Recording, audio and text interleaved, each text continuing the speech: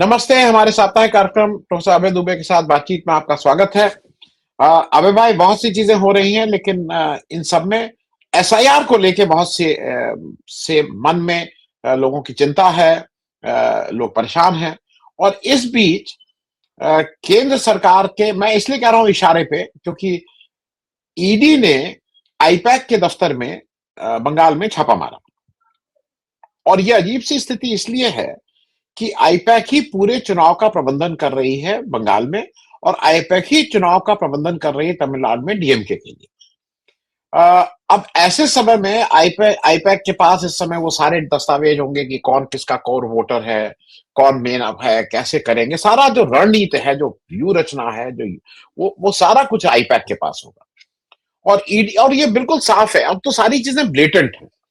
और वो आईपैक के माध्यम से केंद्र सरकार में जो अमित शाह है, वो सारे उसको कब्जा करके दो काम करना चाह रहे हैं। एक तो उसको उनका पैरालिसिस हो जाए कि जिससे वो बिल्कुल चल ही ना पाए, और दूसरा उनकी रणनीति क्या है ये जानकारी भी उनको हो जाए जिससे वो उसको काउंटर कर सके। ये जो हमारा लोकतांत्रिक वैल्यूज हैं, जो लोकतंत्र है, उसको आप इलेक्शन कमीशन को कब्जा कर चुके हैं। आप किसी का इलेक्शन होता है तो आप उसके नेता को जेल में डाल देते हैं, उसका बैंक अकाउंट फ्रीज कर देते हैं। अब उसके रणनीतिकारों के ऊपर भी आप उनको काम नहीं करने दे रहे।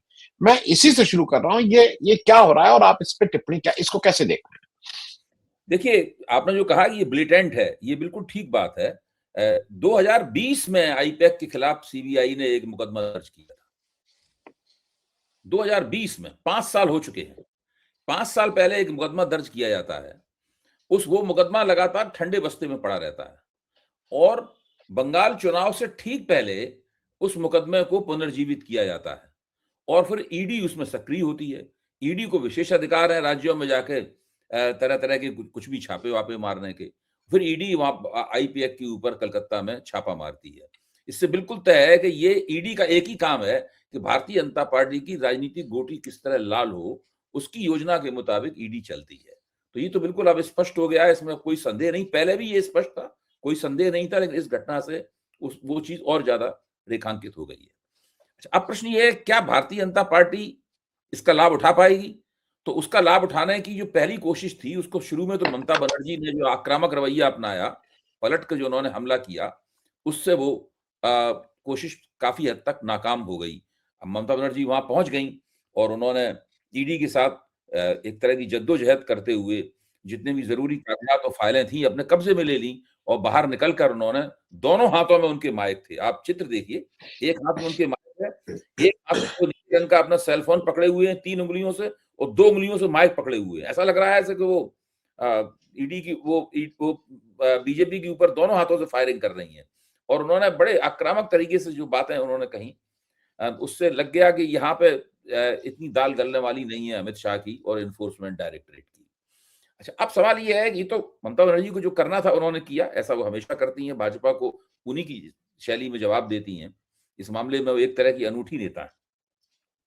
अब इसमें प्रश्न ये भी उठता है, भाजपा की रणनीति दरअसल बंगाल में है क्या? भाजपा रणनीति के लिहाज से देखा जाए, नंबर से देखिए आप, घुसपैठियों का जी। सवाल उठाइए एसआईआर के जरिए। दूसरा, मुर्शिदाबाद के एमएलए जो हुमायूं कबीर हैं, उनके जरिए बाबरी मस्जिद की आधारशिला रखवाने का प्रपंच पूरा रचा जा रहा है। इस तरीके से भाजपा घुसपैठियों का सवाल उठाकर हिंदू प्रतिक्रिया को प्रोत्साहित कर रही है, भड़का रही है हिंदू प्रतिक्रिया को, और हुमायूं कबीर के बाबरी मस्जिद वाले सवाल को सामने लाकर, उस प्रपंच को सामने लाकर वो हिंदू प्रतिक्रिया को जन्म देना चाहती है और साथ साथ में मुसलमान वोटों का बंटवारा भी चाहती है। यानी एक तीर से वहां पर दो शिकार करना चाहती है और असदुद्दीन ओवैसी की पार्टी और हुमायूं कबीर की पार्टी के बीच में गठजोड़ भी करा दिया जाएगा, ताकि जो बंगाल के 27-28% मुसलमान वोट हैं, जो ममता बनर्जी के साथ अभी तक मजबूती के साथ रहे हैं, उनके अंदर कुछ थोड़ा बहुत तो बंटवारा हो ही जाए, ज्यादा बंटवारा ना हो तो थोड़ा ही हो जाए। अब लेकिन ये जो काम किया है भारतीय जनता पार्टी ने, आईपैक के ऊपर छापे का जो काम किया है, ईडी का जो इस्तेमाल शुरू किया है, इससे मुझे लगता है यह है कि भारतीय जनता पार्टी रणनीति के सवाल पर थोड़ी सी भ्रमित भी है। उसे कोई भी ऐसा नुक्ता नहीं मिल पाया है जो उसे लगे कि इसके जरिए ममता बनर्जी को वो कोने में धकेल सकती है। अब वो इसको ले आई। अब ममता बनर्जी क्या करेंगी? ममता बनर्जी तो इस मौके का फायदा उठाकर वो लंबा अभी एक बहुत लंबा जुलूस निकलने वाला है, शायद निकल भी रहा होगा, मतलब 10 किलोमीटर लंबी रैली ममता बनर्जी निकालेंगे और पूरे आक्रामक लहजे में इस मसले को वो बंगाल की जनता और अपने जनाधार तक ले जाएंगी। और इस प्रक्रिया में बाकी रणनीति के जो बाकी दो पहलू हैं, बाबरी मस्जिद की स्थापना वाला पहलू, उनकी शिलान्यास का पहलू और घुसपैठिए का सवाल, ये एक हद तक पृष्ठभूमि में चले जाते हैं। मुझे लगता है कि इससे ममता बनर्जी को लाभ है।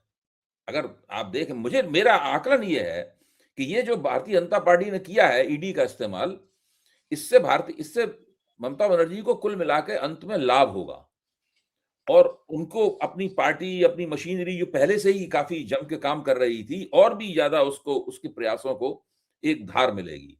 मैं समझता हूं कि आज की तारीख में भारतीय जनता पार्टी के पास ऐसा कोई नारा नहीं है, ऐसा कोई तर्क नहीं है जिसके आधार पर वो ममता बनर्जी के खिलाफ जो एंटी इनकम्बेंसी है उसका दोहन करती हुई दिखाई पड़े।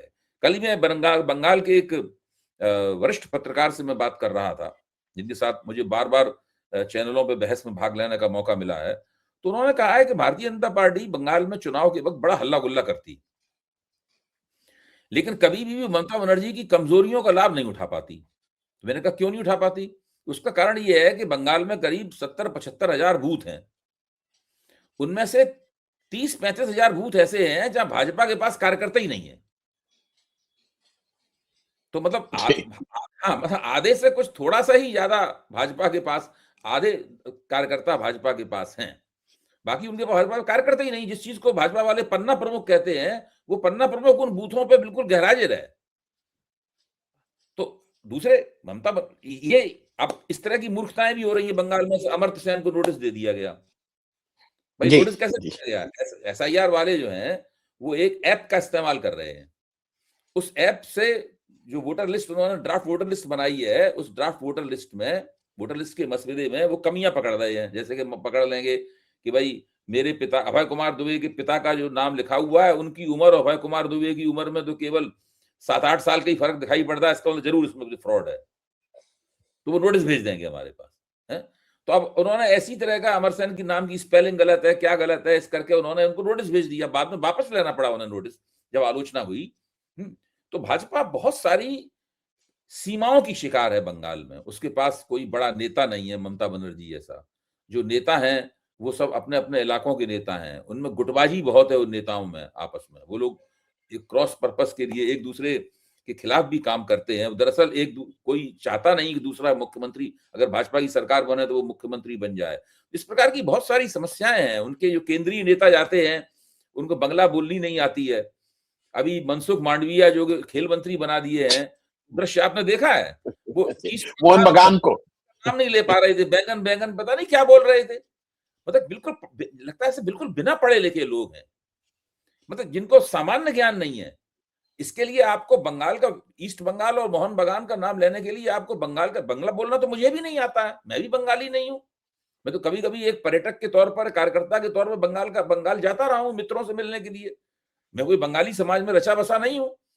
लेकिन देश के दो सबसे बड़े फुटबॉल क्लब हैं, ईस्ट बंगाल और मोहन बगान, उनका नाम भी जो ठीक से ना बोल पाए, वो आदमी खेल मंत्री बना हुआ है। और उसकी भाषिक सामर्थ्य, उसकी लिंग्विस्टिक फैकल्टी कितनी कमजोर है, ये इस बात का सबूत है कि भाजपा के पास टैलेंट की कितनी कमी है। तो मैं तो थोड़ा विषयांतर हो गया, लेकिन मैं ये कहना ये चाहता हूं कि भारतीय जनता पार्टी, बंगाल का चुनाव लड़ने लायक सामग्री भारतीय जनता पार्टी के पास नहीं है। बंगाल का चुनाव लड़ने लायक प्रतिभा भारतीय जनता पार्टी के पास नहीं है। बेईमानी से तो आप कोई भी चुनाव जीत सकते हैं, बेईमानी से तो ये अमेरिका का चुनाव भी जीत सकते हैं, ब्रिटेन का चुनाव भी जीत सकते हैं। बंगाल का चुनाव क्या हुआ? लेकिन पहली नजर में नहीं लगता कि बंगाल का चुनाव जीतने की स्थिति में है। जी जी, नहीं, मैं एक और चीज बता दूं, क्योंकि वो फुटबॉल जो है वो उनको बहुत ही, मतलब उनके लिए बहुत पॉजिटिव है। और एक समय जब मैं था बंगाल में, तो ईस्ट बंगाल, मोहन बगान और मोहम्मडन स्पोर्टिंग भी हुआ करता था उस समय। वो भी एक हाँ, उसके साथ नेक टू नेक चला करता था। लेकिन अब वो बहुत पीछे छूट गया है और ये दोनों आगे हो गए। और इसमें भी मैं बता दूं, कौन जीतेगा तो हिल्सा मछली बनेगी, कौन जीतेगा तो दूसरी बनेगी, वो भी फिक्स है। ईस्ट बंगाल जीतेगा तो ये वो मोहन बगान जीतेगा तो ये सारी चीजें फिक्स हैं। वो ईस्ट बंगाल को कौन फेवर कर रहा है, वो सारी चीजें, मतलब वहां इतना डाई हार्ड है। एक घर में दो भाइयों के बीच में इतने, अगर दोनों अलग अलग उसके हैं तो बिल्कुल जानी दुश्मनी की तरह उस दिन हो जाता है। खैर, एक और चीज अबे भाई हुई, और ये चीजें इतने, मतलब मैं इसलिए कह रहा हूँ कि अब तो बिल्कुल यह है कि हम बेईमानी उतारू हैं। अब जो करना है कर लो, मैं इस बेईमानी को छोड़ूंगा नहीं। उत्तर प्रदेश में करीब 2 करोड़ 90 लाख मतदाता इस समय सूची से गायब हैं। 12 करोड़ 55 लाख के आसपास लोग आए हैं। उत्तर प्रदेश में कुल जो पोलिंग बूथ हैं वो 1,75,000 है मोटे तौर पे।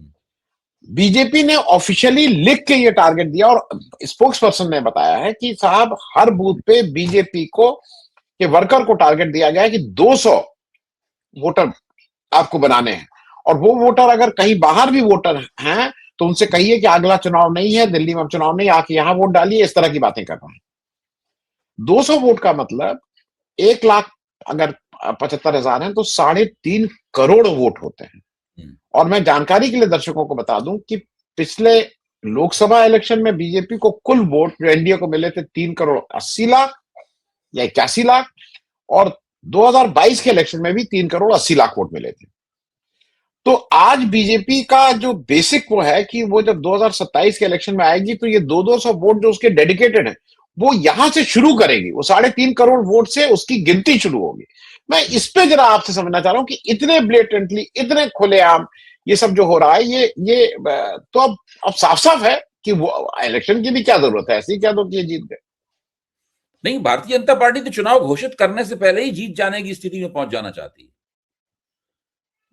कम से कम उत्तर प्रदेश का जो एसआईआर है वो यही बताता है। आपने बिल्कुल ठीक उसको डिकोड किया है कि अगर भारतीय जनता पार्टी हर बूथ के ऊपर 150 से 200 वोट जोड़ सकती है तो वो 3 से 3.5 करोड़ वोटों को जोड़ देगी उसके अंदर।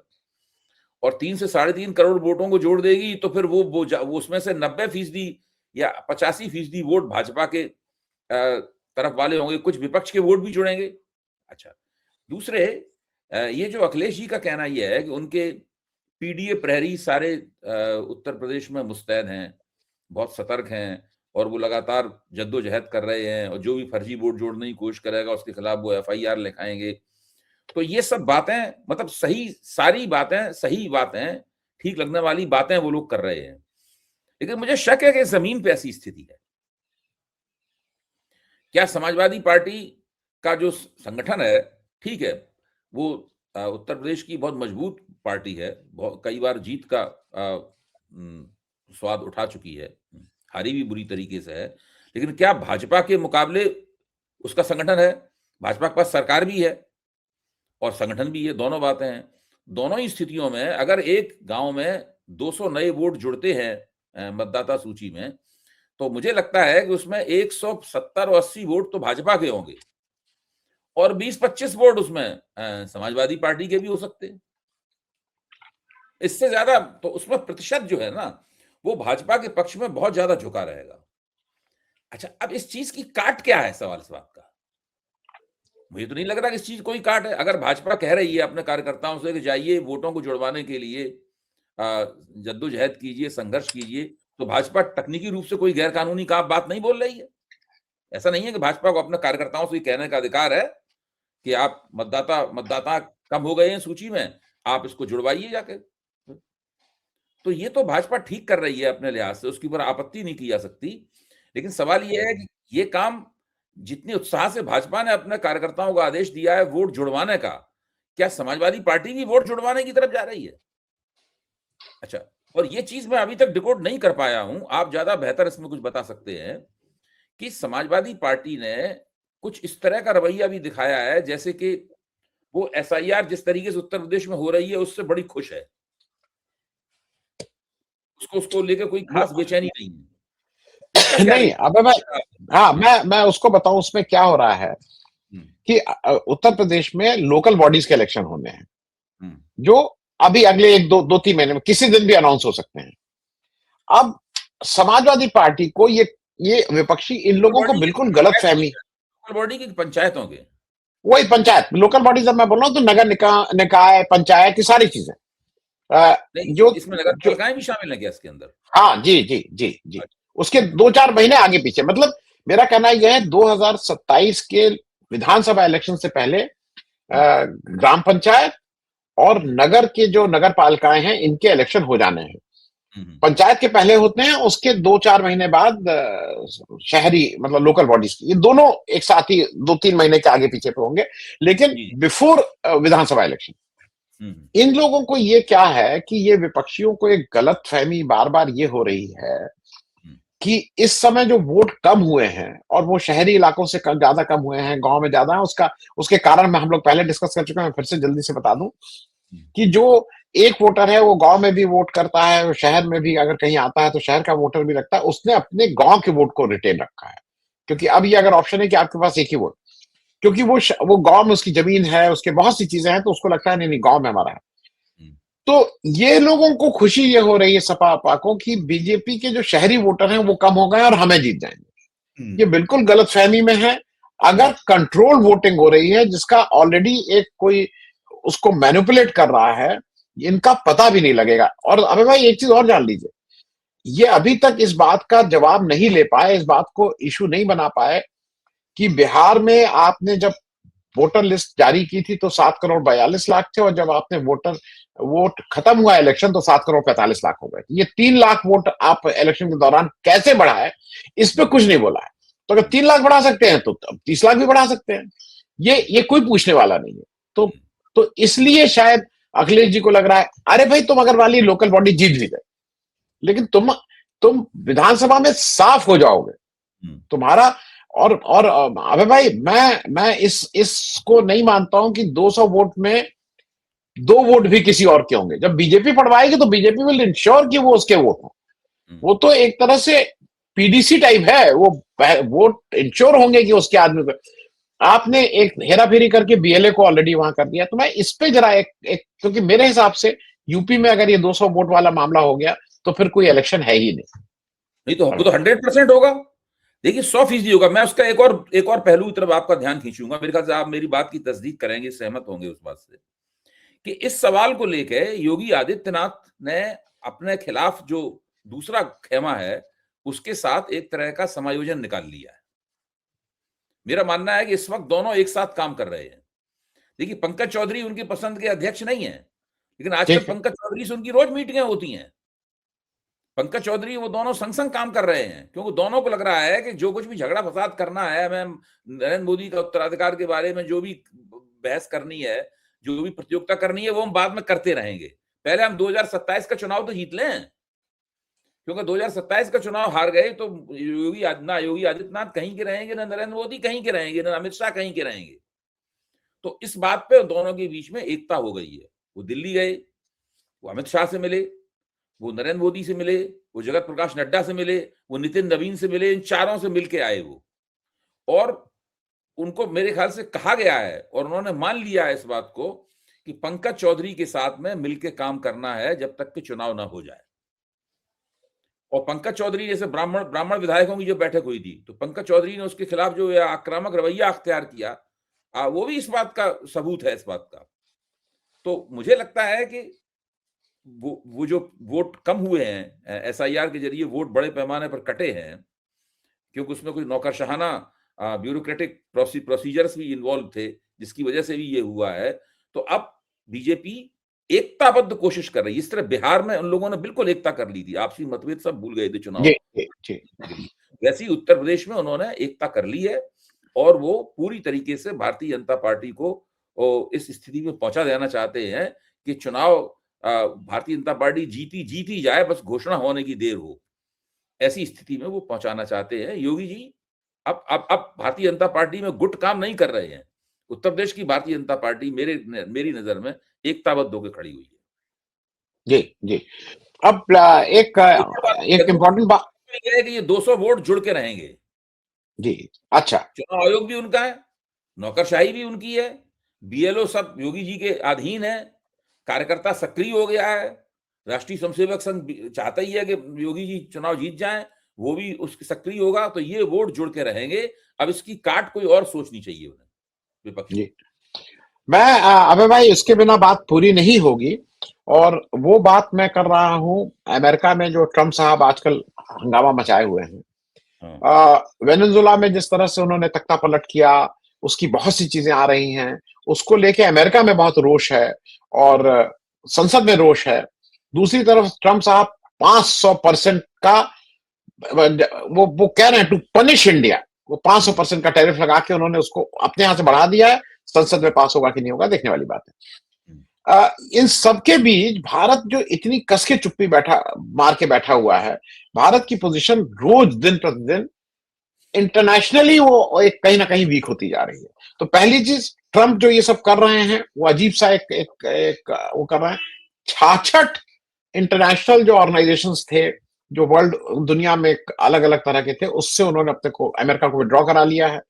उसमें से एक सोलर अलायंस बड़ा था, पेरिस डिक्लेरेशन था, वो से बाहर हो गए। ओवरऑल अभी अमेरिका में जो हो रहा, अमेरिका के हिसाब से वर्ल्ड ऑर्डर और इंडिया का उस पर क्या प्रभाव है, इन दोनों पे जरा एक आपकी टिप्पणी हो जाए। देखिए, डोनाल्ड ट्रंप को लगता है कि अगर वो अमेरिका की एक अंतर्राष्ट्रीय दादा वाली छवि जो है वो मजबूत कर देंगे और पुरानी 19वीं सदी की जो मनरो की डॉक्ट्रिन थी, उस डॉक्ट्रिन को लाके उसको नया रूप देके उसको सक्रिय कर देंगे उस डॉक्ट्रिन को, क्योंकि वो सुप्त पड़ी हुई थी। पिछले राष्ट्रपतियों ने उसको ठंडे बस्ते में डाल दिया था, उसको रीएक्टिवेट कर दिया है डोनाल्ड ट्रंप ने। तो उससे उनको अमेरिका की राजनीति में बहुत लाभ होगा। एक बहुत अच्छी टिप्पणीकार ने लिखा है कि अमेरिका में 60 साल और उससे बड़ी उम्र के जो लोग हैं, वो मानते हैं कि उनके मानस पे कई घाव लगे हुए हैं। एक घाव है वियतनाम में पराजय का, एक घाव है अफगानिस्तान में पराजय का, है?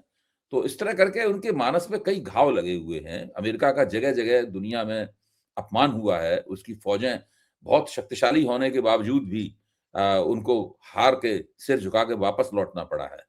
इसलिए बहुत दिनों के बाद में उनको इस बात का एहसास हुआ है फिर से कि भाई हमारी फौजों ने एक शानदार मिलिट्री ऑपरेशन किया और एक देश पर लगभग कब्जा कर लिया है। वेनेजुएला पे कब्जा कर लिया है। अच्छा, इसमें कोई शक नहीं, अगर वेनेजुएला पे अमेरिका का कब्जा इसी तरह बना रहा और वेनेजुएला की जो तेल संपदा है और जो खनिज संपदा है वो पूरी तरह अमेरिका उसका दोहन करता रहा, तो उससे अमेरिकी अर्थव्यवस्था को बहुत लाभ होगा। इसमें कोई शक की बात नहीं, और उसका श्रेय डोनाल्ड ट्रंप को मिलेगा। दूसरे, अगला नंबर ग्रीनलैंड का है। ग्रीनलैंड में कुल मिलाकर 58,000 लोग रहते हैं। उनकी जो आमदनी है, पर कैपिटा इनकम है, वो अमेरिका की पर कैपिटा इनकम के बराबर या उससे कुछ ज्यादा ही है। वो लोग कोई गरीब लोग नहीं है। अच्छा, वो उन्हें इस बात की कोई चिंता नहीं है उन 58,000 लोगों को कि वो अमेरिकी नागरिक रहते हैं कि डेनमार्क के अभी डेनमार्क के नागरिक हैं। और डेनमार्क के रक्षा मंत्री या विदेश मंत्री ने मान लिया कि अमेरिका का केवल 2 हेलीकॉप्टर भेज दे वहां पे, तो उससे वो ग्रीनलैंड में कब्जा कर लेगा 2 हेलीकॉप्टर से।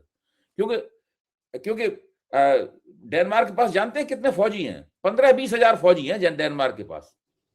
डेनमार्क की पूरी फौज में 15 से 20 हजार लोग हैं सिपाही के तौर पे। तो उनके पास कोई तरीका नहीं है अमेरिका को ग्रीनलैंड पे कब्जा करने से रोकने के लिए। अब तो ये सुझाव दिए जा रहे हैं डोनाल्ड ट्रंप को कि फौज का इस्तेमाल करने की जरूरत क्या है। ग्रीनलैंड के हर व्यक्ति को, 58,000 व्यक्तियों को $1-1 मिलियन और अमेरिकी नागरिकता का आश्वासन दे दिया जाए कि आप एक रेफरेंडम आयोजित कीजिए और रेफरेंडम में ये पास कर दीजिए कि ग्रीनलैंड अब अमेरिका का हुआ। उसके बदले में आपको $58 बिलियन हम दे देंगे और सबको नागरिकता दे देंगे, सब लोग अमेरिका के नागरिक हो जाएंगे और ग्रीनलैंड बिना किसी अमेरिका एक फौजी भेजे हुए ग्रीनलैंड अमेरिका में चला जाएगा। अच्छा, और सुनिए आप, कनाडा को जो अपना प्रांत बनाने की घोषणा की थी अमेरिका ने, कनाडा वालों को पता है कि जो मेक अमेरिका मागा क्राउड जो है ना, वो केवल अपनी कारें लेकर कनाडा की तरफ रवाना हो जाए तो कनाडा पे कब्जा हो जाएगा। उसके लिए भी वहां पर अमेरिका को फौजी भेजने की जरूरत नहीं है। मतलब बाकायदा वेनेजुएला पर तो बाकायदा हमला करना पड़ा अमेरिका को, है, लेकिन कनाडा पे कब्जा करना और ग्रीनलैंड पे कब्जा करना अमेरिका के लिए बाएं हाथ का खेल है, बस तय करने और एक्शन लेने की देर है। अच्छा, अब अगर मान लीजिए ग्रीनलैंड पे अमेरिका कब्जा कर लेता है तो ग्रीनलैंड की जमीन में भी बहुत तेल है। वहां भी बहुत रेयर अर्थ मौजूद है, वहां पर जिस तरह वेनेजुएला मौजूद है वहां भी मौजूद है। इससे भी बहुत लाभ होगा अमेरिका को, और ये सारे फायदे डोनाल्ड ट्रंप को मिलेंगे। डोनाल्ड ट्रंप के ब्राउनी पॉइंट्स जो है वो अमेरिकी पॉलिटिक्स में और अमेरिकी इतिहास में बढ़ते जाएंगे। अंततः अमेरिका संपत्ति वाला देश है, जिसके पास ज्यादा संपत्ति है उसका उतना रुतबा हाई है। जो राष्ट्रपति जितना संपत्ति दिला रहा है अमेरिका को, उसका रुतबा उतना हाई होगा, भले ही वो ओबामा की तरह बढ़िया स्पीच देता हो, क्लिंटन की तरह वो सोफिस्टिकेटेड हो या ना हो, या बुश की तरह वो एक होशियार अंतरराष्ट्रीय संबंधों में होशियार राष्ट्रपति हो या ना हो, इससे कोई फर्क नहीं पड़ता उनके ऊपर। डोनाल्ड ट्रंप कितने भी भोंडे हों, कैसा भी वो उल्टा सीधा डांस करके दिखाएं हैं, लेकिन अगर वो अमेरिका को ये सब दिला सकते हैं तो फिर उनकी बल्ले बल्ले हो जाएगी अमेरिका में। तो मुझे लगता है अंततः डोनाल्ड ट्रंप की जो योजना है, और उसको वो ब्रेक नेक स्पीड पर योजना को आगे चला रहे हैं। मतलब जब से वो 20 जनवरी को उन्होंने शपथ ली थी, अभी तो 20 जनवरी आई नहीं है, ये 1 साल पूरा हुआ नहीं है। 1 साल में पता नहीं उन्होंने क्या क्या कर दिया है उन्होंने। और जहां तक नरेंद्र मोदी और भारत का सवाल है, मेरे ख्याल से डोनाल्ड ट्रंप के पास इससे ज्यादा बड़ा सॉफ्ट टारगेट कोई हो नहीं सकता नरेंद्र मोदी से ज्यादा। वो शी जिनपिंग के बारे में तो ये बात नहीं कर सकते, पुतिन के बारे में तो ये बात नहीं कर सकते।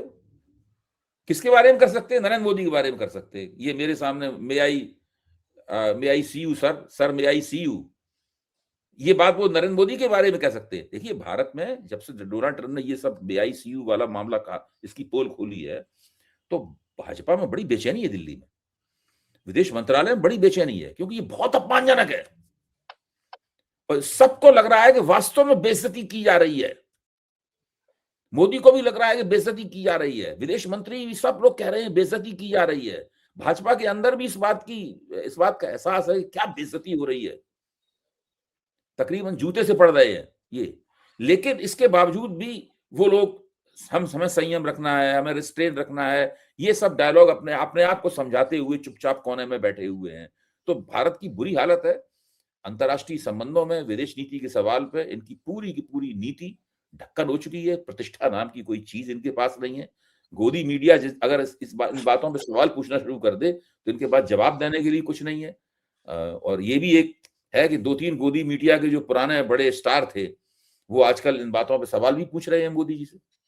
जी जी जी जी, मैं बस अबे भाई, मुझे ऐसा एक मतलब मैं कंक्लूड करूं, मुझे ऐसा लगता है कि भारत की जो सबसे ज्यादा ताकत थी और भारत की इज्जत थी, भारत के लोकतंत्र की वजह से थी। क्योंकि हमारा लोकतंत्र बहुत नया था, लेकिन बहुत ही परिपक्व था, बहुत ही उसने रेजिलेंस दिखाई थी, हरदम उसने उस पे शायद जो कुठाराघात किया है इस नए नेतृत्व ने, उसकी वजह से हम बहुत ही कॉम्प्रोमाइज हो गई है हमारी पोजीशन दुनिया के पॉलिटिक्स में। मुझे ऐसा लगता है लोकतंत्र के ऊपर बाकी सारी चीजें ठीक थी, आपकी विचारधारा रहती है, आप कुछ करते इधर, लेकिन जो लोकतंत्र को कमजोर करने की कवायद है, उस पे शायद वो एक बड़ा कारण है इन सारी चीजों को मतलब दुनिया के की नजर बदलने का, जिसको कहते हैं ना कि अब नजर बदल रही है दुनिया की भारत के प्रति। बहुत बहुत धन्यवाद, थैंक यू सो मच।